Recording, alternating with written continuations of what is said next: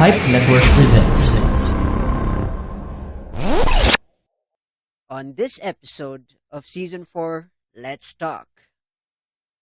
You know what? I actually attribute my position right now, or wherever I am in my life, to a lot of podcasts.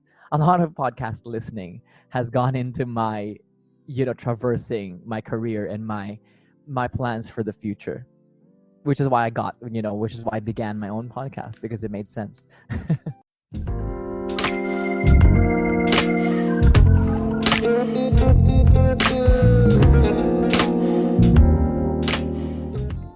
Before we get into this episode, don't forget to like, share, and subscribe to whichever platform you are using.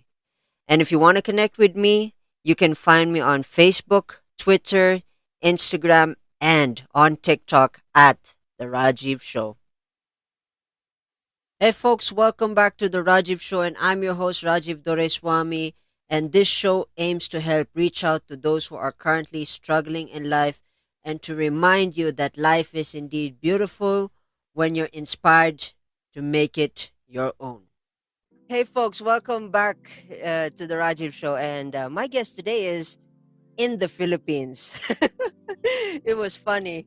The other opening intro that we had was a lot of mistakes. So this is the second take. And my guest, Mark Mendoza from the Philippines. Hey pal, how you doing? I'm good. Thank you so much for inviting me over to your show. Pretty excited. Awesome. Pal, could you give my listeners a little bit of background about you? Yeah, sure. My name is Mark Mendoza. People call me Mendy. They got that from when I used to play the drums for the University of Santo Tomas. And when you get in there, they give you nicknames. And my nickname was Mendoy. And then after college, I got into the music scene, and people found out, and they started calling me Mendoy or Mendy or Mends. And so that's how I got that nickname. So I run a podcast. It is a business and career podcast called Discarte Weekly. Discarte Weekly is a podcast that I run. I speak to business people, entrepreneurs, artists, content creators, and I try to figure out what their discarte is. Discarte is a strategy with what they do, with their passion or with their craft or with their business. And then I also have a YouTube channel called Discarte Pilipinas, where I give actual business tips, business insight, business techniques and strategies when it comes to entrepreneurship for small to medium enterprises, along with content creators or content creation rather. And so I've been doing that for the past month. The Discarte Weekly podcast has been on air since last year, but I haven't really been growing it too much because it started off as just an experiment because I love listening to podcasts, and I think I am where I am. I actually attribute my position right now, or wherever I am in my life, to a lot of podcasts. A lot of podcast listening has gone into my, traversing my career and my plans for the future. Which is why I began my own podcast, because it made sense. It's interesting. You mentioned drummer, and the first thing that I had in mind was music, but I think we're gonna unbox that. I want to unbox that later on, because there's a lot to unbox there. I'm a bass player. I think I've mentioned it in the previous episodes as well. I remember. And I'm sure we're also gonna get into a nice groove over here. This is already amazing from the beginning. So I gotta ask, if you and I were high school, if you and I were high school, who were you in high school? You mentioned, yes, you played the drums. Aside from playing the drums, were you also the ladies guy? Were you the guy with the books, in the library? Gosh. Well, high school for me was just legendary. I mean, I wasn't legendary. Just the experience of going through high school was really, really amazing. I began because I moved from Australia I moved here when I was, I think, 10 or 11. Hmm. And then so I got into my old school Hmm. when before we left. So we left here when I was in CASA, which is technically kindergarten. Hmm. And that same school we came back to the Philippines. That same school had a school inside the city. And so my mom found out and she got me in. I was actually bullied initially because I had the accent. You know, Ouch. the accent I know the that feeling. Aussies have. Yeah. It's still, it's yeah. It's still in your tongue. It's still there. I took definitely. I find it. I still find it difficult speaking in an American accent, but I do that because I got bullied back in the day, and so yeah, they sent me to a different. They sent me to a special Filipino class so I could learn Tagalog, and they also sent me to an English class so I could learn, because it was so different. It's really so different, in like the language, and so they were making fun of me. And then come high school when I did my growth spurt, Yeah. I joined the varsity for basketball, and then I got in. So I my coolness level went up a little bit, and then 5 points? I also 10 joined points? the choir, and Ooh. another 10 points. And then that was also when I had the chance to begin showing people that I could play the drums, because there were programs in the school. My school is very artsy. That's So yeah, my coolness level just, decently increased bit by bit. And then I got to hang out with the cool guys. And eventually I became the president of the class when I was in third year high school. And then I became the governor. Yeah, I became the governor by the fourth year, for the school, because we have several branches. And so yeah, my high school was just a crazy fun place to be. We never really studied. It was literally like a a series of that cartoon show called Recess. Recess. I think it was on Nickelodeon. Yeah. That's literally what we were. Man, that is ages ago. That felt like a long time. Yeah. Interesting. Yeah, I mean, man. I would, opening your past made me open a lot of boxes that I want to unpack in this conversation, and I'm not sure where to start now. I mean, you mentioned basketball, drumming, choir boy, president, governor. I mean, 5 points. I mean, I worked hard to get my, I swore that I should not be bullied ever again because it just didn't feel nice. I would go home just sad because I had no friends. And so I tried everything to be the cool guy. But eventually, I figured out doing it, like forcing to be cool doesn't make you cool, man. What makes you cool is just being friendly to a lot of people. Which is core to what my strength is now, actually. I learned it I learned networking at a very young age. That's pretty cool. That's pretty cool. I mean, this might be a personal question. Do you Go ahead. carry bad blood from being bullied? Is there a sense of? Do you have a sense of quotation to set you down and say, okay, I got bullied today. It's gonna be fine. And do you have certain quotations like that? Just thinking about it, like whenever I think about being bullied or having been bullied back in the day, even in college sometimes, because it's a completely different story, but it completely makes me stronger, like nothing else. It's a power drug that I take whenever I feel like I'm in a compromised position. I always think to myself, I've been cornered more than I would ever want to be, and I've found that it's really easy to get back up. You just have to decide. Wow, right off the bat, powerful stuff, huh? Powerful stuff, powerful stuff. You're there's the word trifecta, but in your case, I've counted the set of accomplishments. It's kind of 5. I don't know if it's a 5-fecta, but yeah. Trifecta. Yeah, I mean, if that's the new word now, I mean, that's pretty cool. I mean, I like how I've never seen anyone take that approach to negativity. I mean, uh, Mm. it's interesting. It's interesting in a way. From my perspective, it was much more different because I presume I presume you're a huge big guy. You could handle stuff. That's my Actually, assumption. no, I'm quite small. Actually, Oh, um, but I'm that's only 5'6.5". yeah. Oh wow, 5'6" Literally, itself. literally. 5'6" itself. Oh, you must be somewhat kind of like a Michael Jordan kind of thing.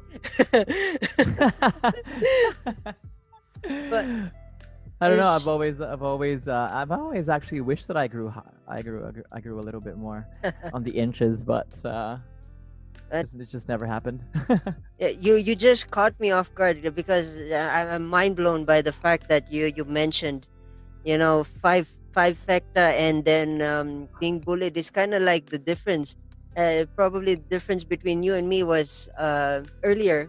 My earlier high school was I was bullied, and then when I switched to India, things were differentiated. Uh-huh. The story differentiated because the warmth of Indians are different. I mean, although it's the Asian thing, is much more of a different approach, but it's interesting.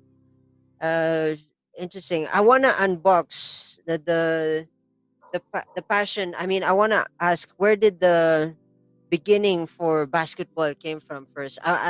From all the five boxes, Oh. I gotta go chromatically. You started with basketball, and then we're gonna go on the tour now. So yeah, I Yeah. gotta ask, how did the basketball thing? Was it NBA, or you had to? How did you get into the game, and how did you manage to Well, learn? I in okay, so in Australia, you every Friday you get PE throughout Hmm. the entire school, Hmm. right? So they encourage you to try sports. Hmm. And while I was there, I got fat. Like I got really fat. Hmm. And so I decided um to pursue sports because I couldn't do music yet. Hmm. Because we didn't have the money to, like, my parents didn't have the money to buy a drum set, or they didn't have the money to send me to music class. And so I needed they my mom always constantly tries to find things for me to do to develop myself.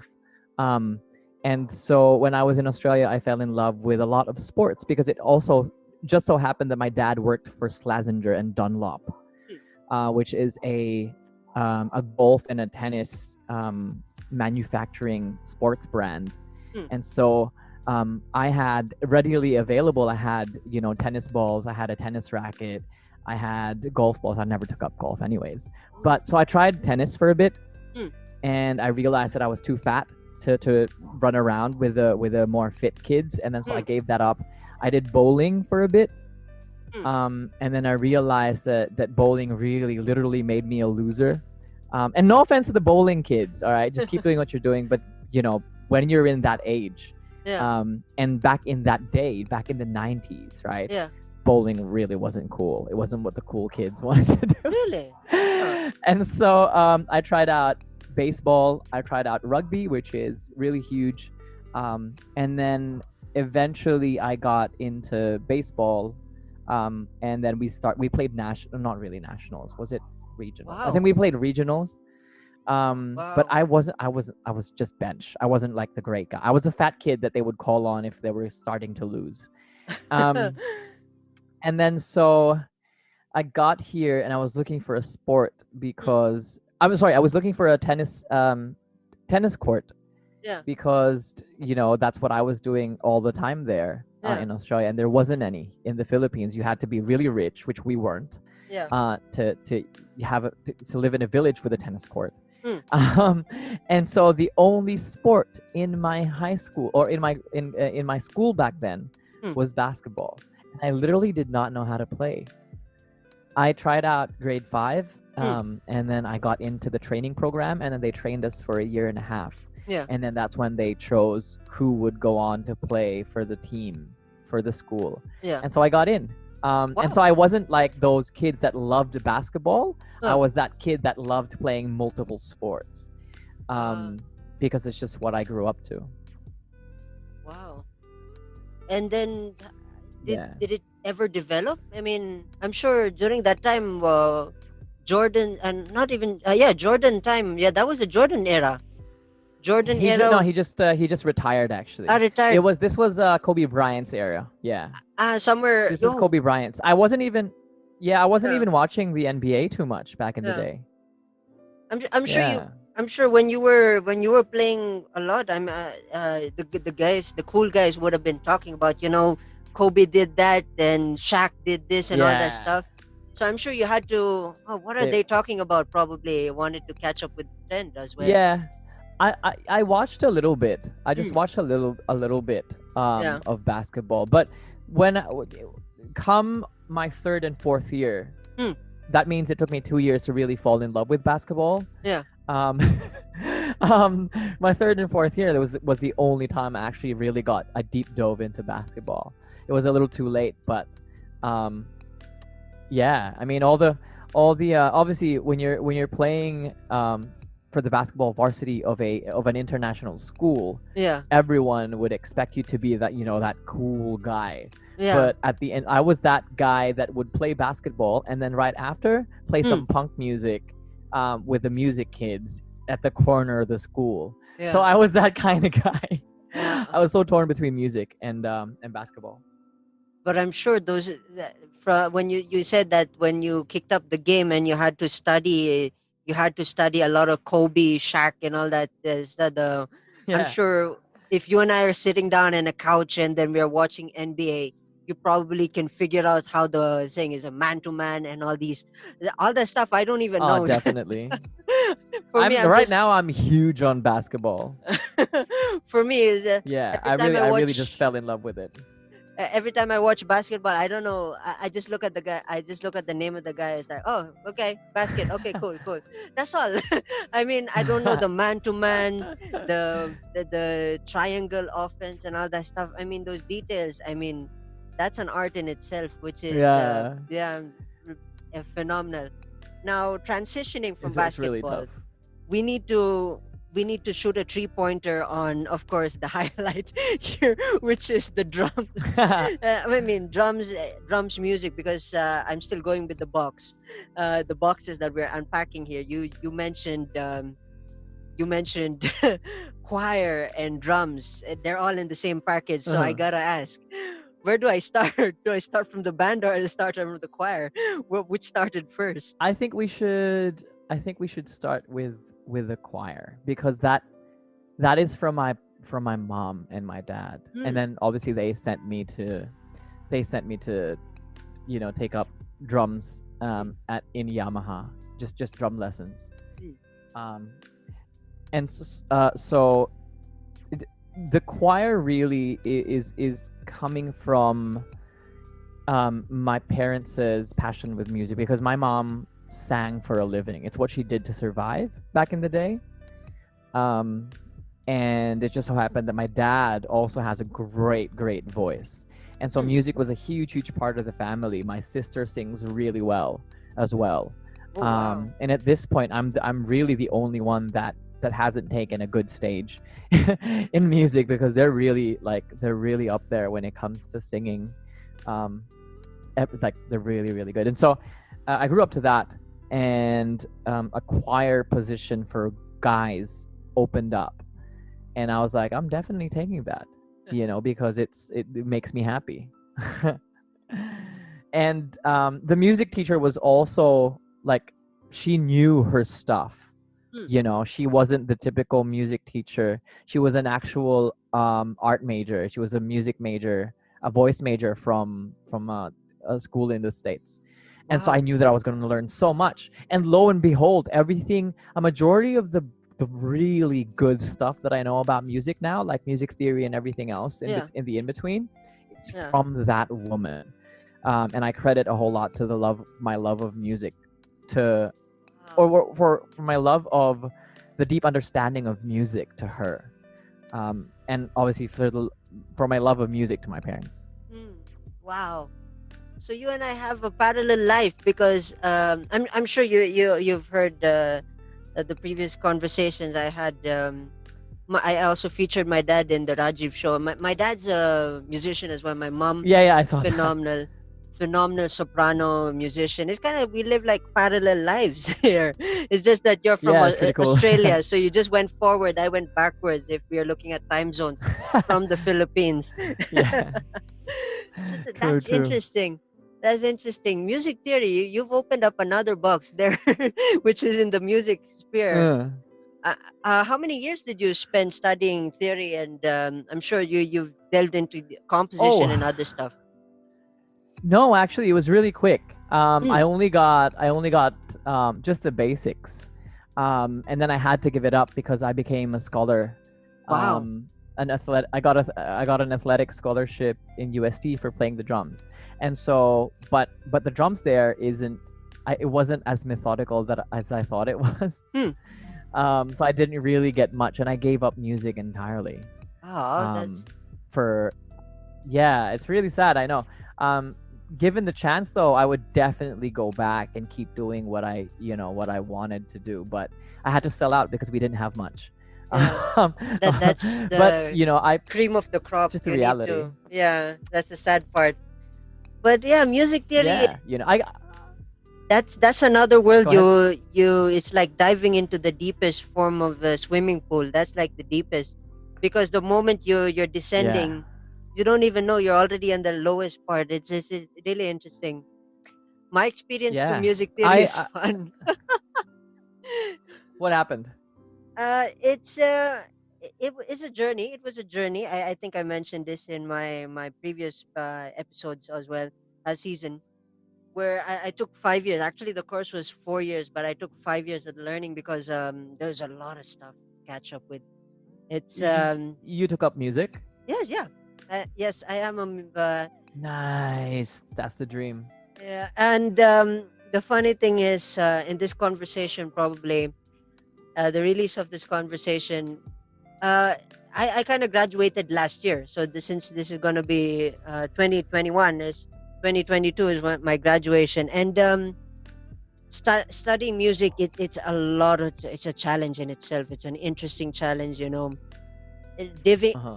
diving deep into it is saying, I mean, believe me, if you and I were gonna sit down and have a conversation about music theory, that's probably another 24 hours episode. But yeah, Yeah, I can imagine. yeah, it's an interesting experience in itself. I won't deny it. It's so many things that you apply in theory that sometimes they have their own specific usage in terms of songwriting, and it's fascinating. It's a fascinating art form.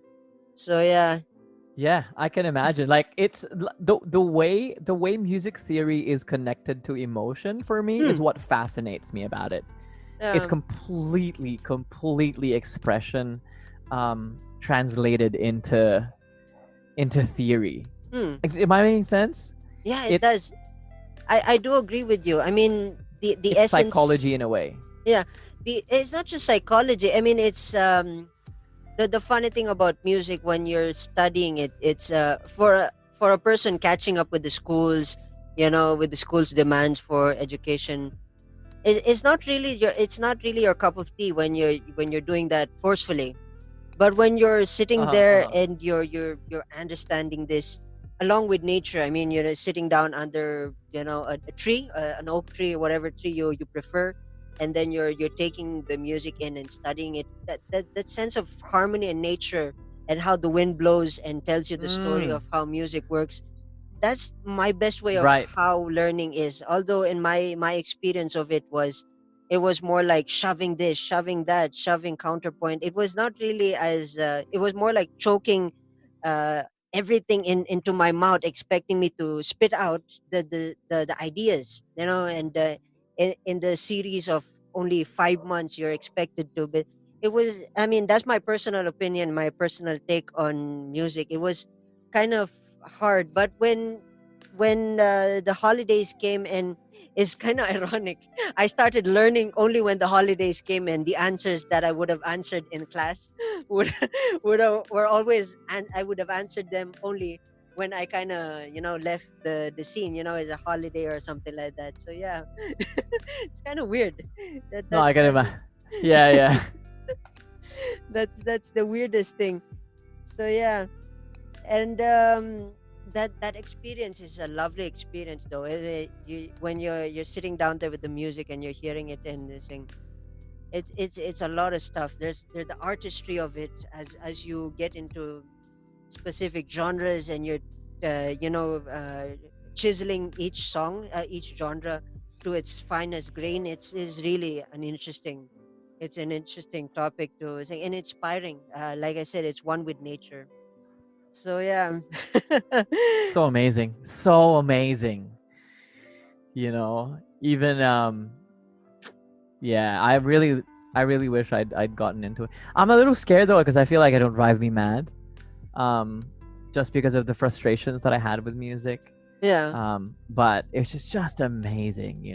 I even had I read a book that Yeah. connected music theory with the Fibonacci sequence. Ooh, I that's remember the that distinctly. oh no, that's the golden something. I think that's the Yeah, that's the golden ratio. yeah. Yeah, And and, yes, it was a book that I just found in our library that talked about that and how you apply it to music, and it just blew my mind. oh yeah. Just blew my mind, man. These are the days when I was just nerding out at the library. Uh, the interesting about that is you have to in such a way when you get into the language. Okay, now we're gonna get a little bit.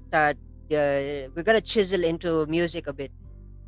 It's Yeah. funny when musicians say what is music. Some say music, especially Victor Wooten. I think said it best that music is a language. I do agree. I do agree with him. Jesus Christ, I haven't heard Victor Wooten's name in a very long while. Yeah. But I man, that guy's so amazing. yeah. Oh yeah. I saw him on his Instagram lately. Yeah, I saw him on Instagram lately, doing a session with a Jacob. Collier. What's his name? Is it Collier. Yeah, he Yeah, was doing a Collier. session with Oh. Jacob Collier. I was like, oh my god, these people, Collier is another these beast in aliens. itself. Yeah. Collier is Oh, much more legend, deep. absolute legend. Collier is much more deep into theory than saying Wooten.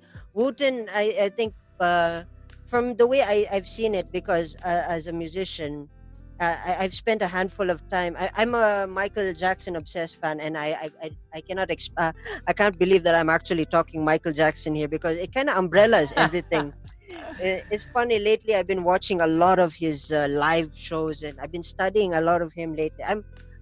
There was a period in my life where I used to be a big fan. I think I have like yesterday. I think when I was cleaning up my cabinet here, I kind of have the Michael CD, the latest. I think after his death, and then I have the Thriller, the Oh, anniversary. this is it album. Not that this is it. These are CDs. Like there's the Essential Collection, which is from the Jackson Oh, 5. right. That is one, and then I managed to get my hands on the Thriller, the 25th edition, not the old one, the 25th edition CD, and with the DVD, of course, with the live, with the music videos and all that stuff, and then of course the album Mm-hmm. Michael, which was, I think, after his death, there were some releases of music pieces that, of course, I think Sony took over and said, "Hey, we need to release this in order to get more money or something." I don't know what the story there was. So they made that, and I kind of have those three CDs, and yeah, it's funny listening to the CD, listening to it brings me back so many memories dancing. But coming back into, I've deviated so far off with Michael Jackson. Coming back to the reason why That's I all right. needed to add Michael Jackson into the conversation is when I was listening to Victor Wooten, and I started playing the bass. I actually started playing slap bass. That was my first technique. I mean, I was not the Yeah. traditional picking style. I mean, I started with slapping. Marcus Miller was the first guy, and then I transitioned to Victor Wooten because of the position of how he executes his thing. It's funny. I compare Uh-huh. Michael Jackson and Victor Wooten in the same direction. I don't know. You could research this. This is going to be an interesting topic because both of them grew up in the musical family. You got Michael Jackson, the Jackson 5. He was like, I think 6 years old or Mhm. something. And then I'm looking at Victor Wooten. Victor Wooten was in a band with his brothers, and Reggie Wooten, his guitarist brother, taught him how to play bass. He took off the strings and he taught him how to play bass. So it was kind of parallel lives. And the way I see Victor Wooten in connection to Michael Jackson is, it's like a what if situation. What if Michael Jackson had a better upbringing? He would have been like parallel to Victor Wooten in True. terms of the thing identity. But yeah, sadly, Michael passed, and the stuff that we don't want to discuss.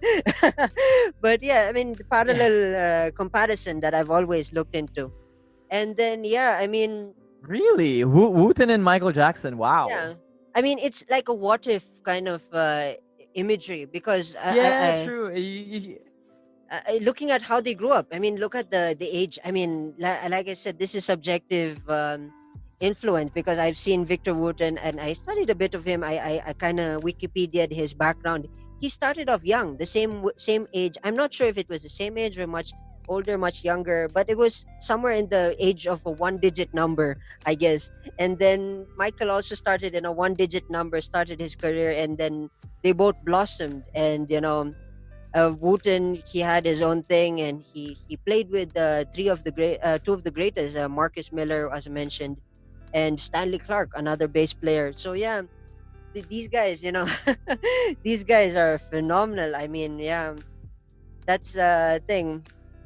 That's an interesting They're outlook. geniuses, basically. Yeah, I do agree. I do agree, and it's Yeah. phenomenal. These guys just phenomenal, phenomenal. So yeah, I mean, since we're on the topic of drums, I've deviated, and we went to Victor Wooten. I mean, let's connect that Victor Wooten, drums and bass. We have to. We have no choice, because one thing is, a good Yeah, bass yeah. player.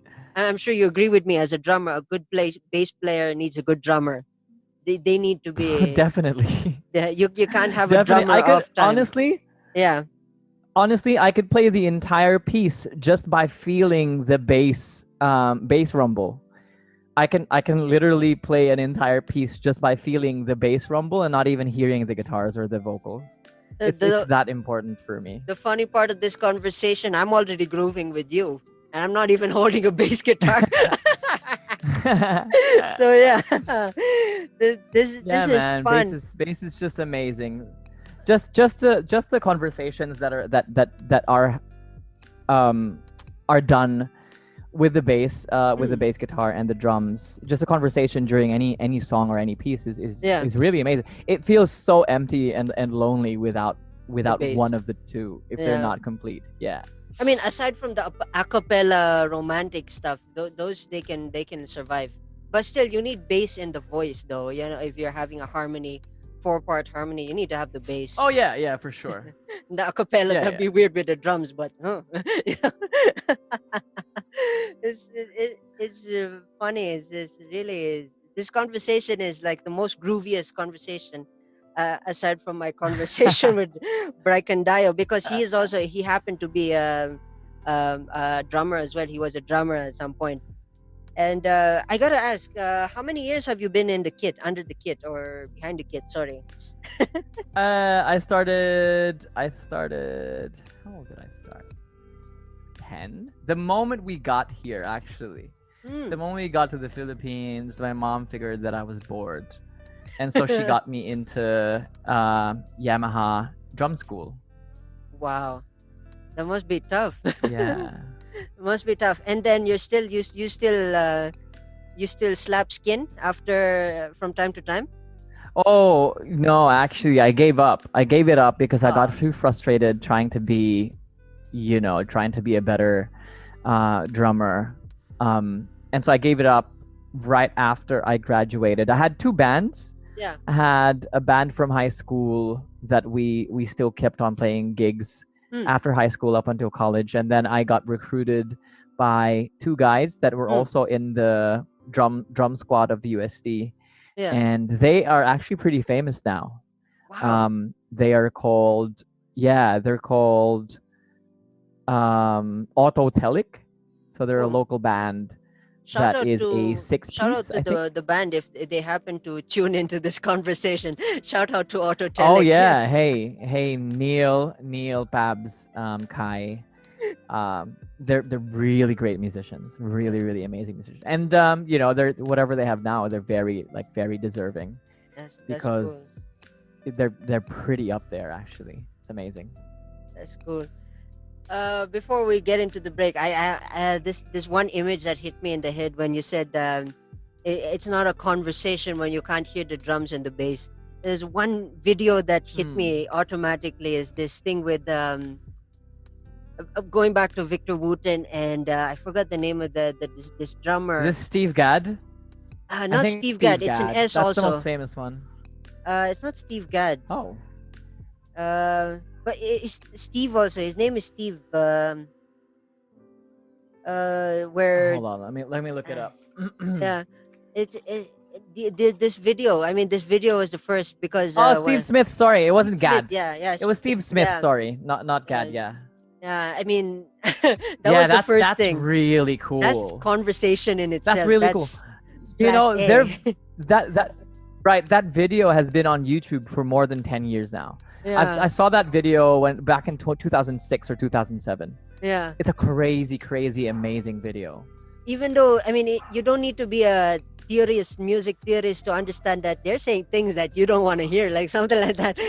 They're saying Yeah, things that you man. gotta hear, but you don't want to hear. Something like that. It's so yeah, it's so amazing. It's so amazing, guys. Check out that video for the people listening. There is a different world above what pop gives us. I mean, pop is pop is amazing in its own right, and you've got really amazing pop musicians like Bruno Mars, Lady Gaga, Sam Smith, and they're really amazing. But trust me when I say that you haven't felt anything this ecstatic. Just watch that video, and also try to get into jazz. Jazz is, Oh, jazz we're gonna jazz open into is that conversation. Folks, for those who are tuning in, we're gonna have a short break. We're gonna have some few messages, and then we'll be right back, folks. Hey, man here. Are you an adult? Okay, how about a growing adult? It's a kid or a kid at heart that is open to learning and change. If that's you, then check out Mabuhay Maxima on Spotify and other podcast platforms. See you there. Hey, folks, welcome back to the Rajiv Show, and my guest, Mark Mendoza. And previously, we were talking about grooving, and we were grooving throughout. And just before the break, we introduced heaven on earth kind of music, jazz, funk, Victor Wooten, drums and bass. You gotta listen to this conversation, and you gotta listen to the suggestions as well. If you're a musician who's lost the groove. So yeah, I mean, Chief, this is we've unboxed a lot. We pop. I mean, I like to talk about pop now. I mean, yeah, pop music is yeah. I don't know what to express, how to describe the idea of pop, but yeah, pop in itself. When you mention Bruno Mars and all these other musicians, I do agree that they have this sense of musicality. For me, my years of pop when I grew up, of course, again, the legend that I'm gonna bring back is Michael Jackson. Michael Jackson. Lately, I've been listening to some Prince. Oh yeah, definitely. Prince has some Yeah, Prince interesting. is also freaking good. Yeah, Prince and but these two guys. I mean, at first, when I heard Michael, I thought Michael was Prince, and I thought there was a whole was this name usage kind of difference. But I realized there were actually two different people. But yeah, it's an interesting journey when I was listening to them. And the pop music, the pop scene lately. A lot of good stuff are there. I agree that there are a lot of bad, but it is subjective. I mean, to me, my ears is subjective. The last pop song that I have on my playlist is Beyonce, "Love on Top." There's something about it that has this old school Michael Jackson, Jackson 5, and Stevie Yeah, that Wonder kind of thing. feel. And yeah, I mean, there's some good stuff. I mean, I don't really like to don't like to talk shit about them. But yeah, I mean, they have some good stuff. The generation to come, I hope they experiment with music, because lately I've been listening to jazz. That's the thing now. As we For the past few conversations that I've had in the podcast, I play a jazz music in my background in order to get myself into the groove. That's my thing. It's kind of strange, but that's like my um, push into getting good conversations out of my thing and the question. So yeah, enough Hmm. about enough It's a about mood me. situation. Yeah, I mean, not really a mood. It's more like it's more like getting A pump into up music. maintenance. It's like maintaining momentum kind of thing. Because if the groove Oh yeah, behind me, yeah, yeah. yeah, if the groove behind me doesn't have that, it doesn't carry. Believe me, you'd know the difference between a very sad toned Rajiv and a more energetic Rajiv, just because there's some music in the background. And probably you'll be listening and tuning in. Like, "Oh, yeah, he doesn't have music in this conversation." Yeah. But yeah, aside from coming back to the drums, let's go back to the drums. Um, uh, I'm sure you had to undergo some certain training again. I mean, from choir, I'm when you were learning music and stuff like that, it was a different training altogether because it's more of the body. But when it comes to drums, it's all about independence. How did you handle that? Was it an easy transition when you were transitioning into drums? Yeah. Well, I would say not too much. So having done drums with a teacher, Hmm. and then having a coach in choir, Hmm. I kind of understood what the hierarchy of energy was, or what the like for a fact, she was a director, Hmm. in the same way that I had a drum teacher. So at that point, when I got into the choir, I'd never really played with a band before. Hmm. Um, and so the I would say the experience of not having the drums and being able to present, or being able to sing Hmm. and groove to a beat with my voice Hmm. is what separated the two. So I understood that I had to fall in line immediately because I was part of a bigger unit Yeah. in the choir, as opposed to being a solo player Hmm. when I was on the drums. So it wasn't too difficult for me. Oh.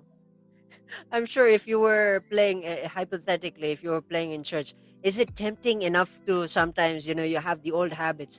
Because when you're learning it traditionally, or you're learning it by feel, you have some few quirks, some few habits you pick up, especially when you're playing in a rock band or even a funkadelic Definitely. band. You have this Yeah. few quirks where you play a little bit of like a Guns N' Roses opening, or was that the latest Iron Maiden opening in a church Yeah. kind of thing? Do you have those kind of tendencies? Definitely. Definitely.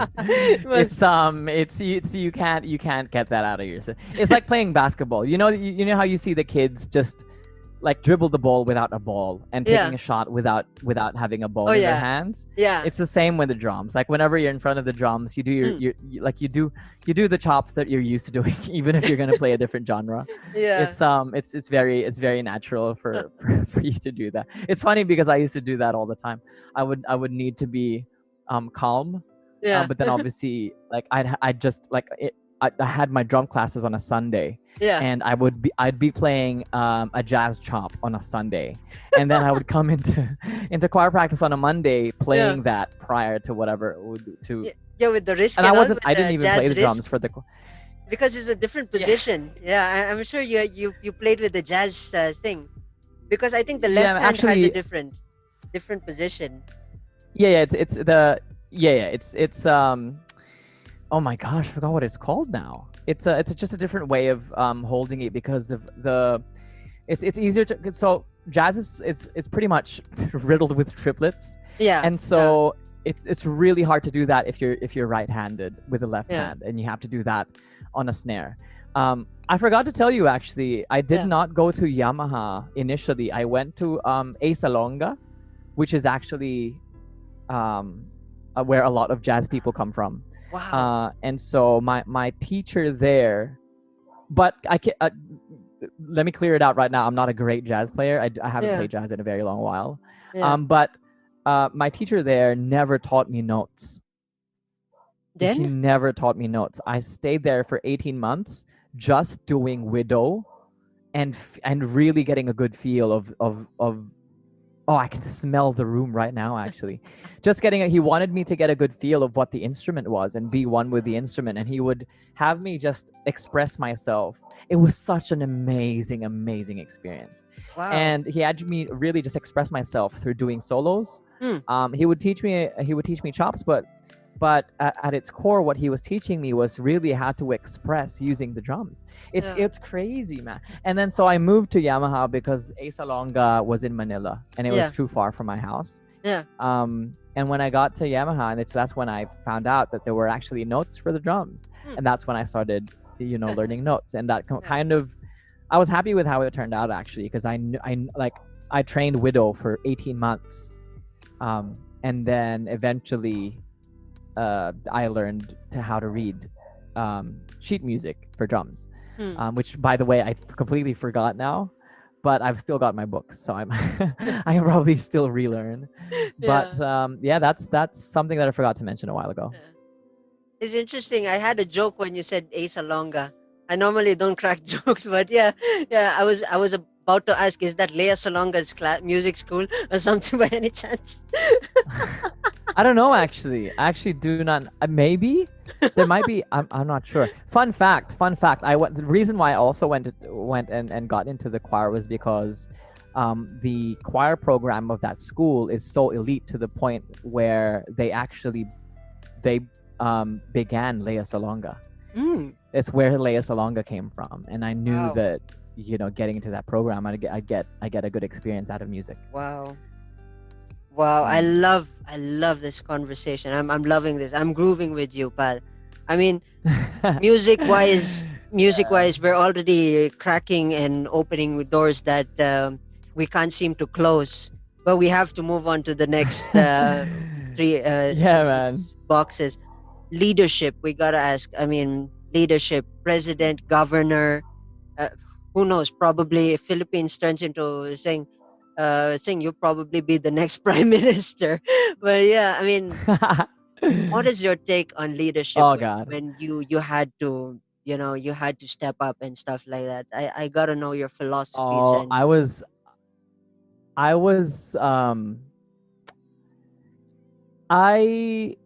I really thought about leadership in a way where it all begins really with just being kind, because like I got into the president position because I did not have one definite clique in my school. I was friendly literally with everyone, and I wasn't afraid if one person was getting bullied and they were getting bullied by people I knew or people that I was actually friends with. I did not care. I would still speak to that person and treat them like a decent human being. And bullying back in my high school days were really intense, and I guess that's how I came to understand that being in being a good leader, really being a good leader is all about kindness and recognizing that people are humans, and I've never really looked back since then. I kind of like going into college. I also became an officer for the entire organization, and it just came so it came so I really don't want to say naturally, because it sounds so mayabang in Tagalog, but not really. I found it very easy to get into a very comfortable position when it comes to leadership. It wasn't I did not find a lot of things difficult, is what I mean. Just because, again, I think being an effective leader is just all about knowing what people feel. A huge amount of empathy is deployed whenever you actually want to listen and you want to help and you want to be a good leader. I think empathy on a very high level is what is required of you, and I got that as a kid, very early on in becoming a leader. Do you have a message for young leaders who are hopefully tuning into our conversation? Yeah, Listen, not a lot of people um, get to change how things are run and get to influence on a positive level how things pan out for other people. Do you get what I mean? So Hmm. if you are able to get on that boat, if that boat excites you, the fact that you actually have control on influencing for the good, for the betterment of a group, um, and being able to do that in a leadership position is something that not a lot of people actually go through. It is a privilege. And also I would think that a lot of what it takes to be a leader shows shows a different character in a person, also which also does not exist in typical character conditions. Hmm. And so it really does take a lot of character and maturity to be Hmm. able to get into a leadership position. So I think specifically for the Philippines, there's not a lot of um, specific things in the culture that encourage kids to be leaders.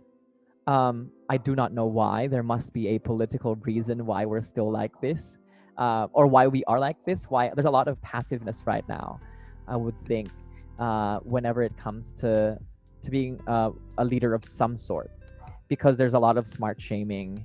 There's a Hmm. lot of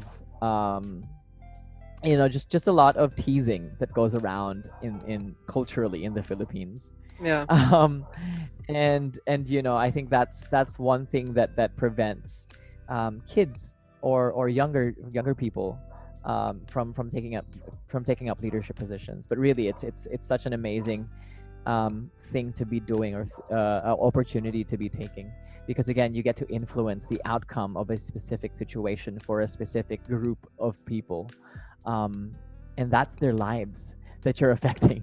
And that's, I'm just explaining what made it exciting for me, at least. And basing off of that, I have become really really self-aware when it comes to leadership, and it Hmm. helped me out through my career, through a lot of the wins that I've had in my life. I really credit to being an early leader in the things that I'd done, um, and just basing off of the career that I have now, Hmm. that I'm 32 years old and I got to build a company, or I got to be part in building a company that is worth, I think, almost $500 million at this point, Wow. pesos. Doing that, I think I credit a lot to, again, listening to podcasts and practicing leadership at a very young age. Wow. I love it. More power to you, pal. I love this conversation. Thanks. I think we've unboxed almost everything. I think the fifth box is I think we have one last box left. I think that last box is social media. if if Yeah. if our listeners, our Oh my tuners, God. would wanna find you on Yeah. Facebook, and would love to learn more about you and get to know you, um, how do Yeah. they find you on social media, pal? Before I get into my links, guys, for those of you listening, I'm a huge advocate right now of creating online content. I think it is an opportunity that a lot of people are letting go and do not recognize. But if you're listening right now, if there's one thing that I want you to get out of this conversation, is the fact that Rajiv and I are content creators, and the reason for that is because, at least for the both of us, I definitely know that we're not doing this for the money. We're doing this for the stories, for the influence, for the positive influence. And so, if in my head, there's so much airtime right now that can be shared with a lot of other people. And if you think that you've got something good to share, and you think you've got something that you can give a definitely positive impact to through your community, or through the people that you think would listen to your niche, do it. Because again, content creation is an opportunity that you shouldn't let pass. It's so easy to do. You can sit down and do it the way we're doing, or you can be taking photos as an Instagram influencer. Don't let anyone stop you, and don't let anyone bog you down from doing that. If you want to be a TikTok star, go get it. If you want to be a YouTube star, it takes a lot of work. I tell you, I'm going through it right now. Let's go through it together. But I highly encourage everyone listening right now to get onto that any online platform, because anyone can become a great storyteller if they love what they're telling about. And so you can find me on Instagram at Mendy Shmendy. That's Mendy and then Shmendy, SCHMENDY. That's for Instagram. On YouTube, I am Discarte Pilipinas. That's where I give out tips and tricks for business insight, and content creation. And also on Spotify and Apple Podcasts, Discarte Weekly, which is my business podcast. Hopefully you guys tune in. Awesome. If you want to add me on Facebook, it's really hard because my name is very common. So don't try to find me on Facebook. Yeah. Also, can I plug one of my new businesses? I'm putting out a cold pressed 100% juice, raw, unpasteurized juice shots. And I'm launching that next week. Check us out on GoShots. Is it GoShots.ph? Oh my gosh, I just forgot the Instagram handle for my own business. GoShots.ph. Check us out. It's raw, unpasteurized, 100% juice, cold pressed goodness. You take one shot prior to your meal, and it is the equivalent of, I think, 2 or 3 times what a pill is. And it's natural. So check it out. Awesome. Mark, pal, we grooved. You laid down the groove. You had the timing on perfect tempo. Pal, you were smooth as I'm thinking of a drummer name, Neil Perch. I don't even know any drummers. You're as smooth as Ringo Starr. Okay, that's a simple one. Ringo Starr. Comparing me to both of those, I'm more than happy. Thank you so much, bro. Thank you so much for inviting me to your show. This was 2 months coming into it. But I'm glad that we pushed through, and I'm glad that we got to do the show. Thank you so much. I'm hoping to hear you in the Rajiv show, probably the next coming seasons. Hopefully, let's make that happen. And that's I'm more than happy. Awesome. I want to thank my guest, Mark Mendoza. Pal, thank you so much from the bottom of my heart. More power to you, and keep changing the world. Keep leading and keep changing the world. Thank you. I will try. And for those who are tuning in, I hope you picked up a thing or two in this conversation. And with that in mind, folks, stay at home, stay safe. Cheers. I'll see you in the next episode.